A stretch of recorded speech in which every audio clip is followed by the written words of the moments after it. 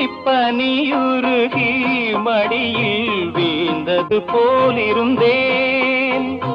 வெள்ளிப்பனியுருகி மடியில் வீழ்ந்தது போலிருந்தேன்.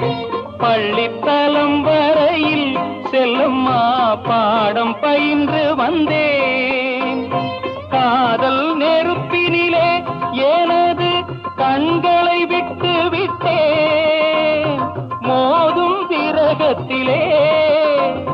மோதும் விரகத்திலே செல்லம்மா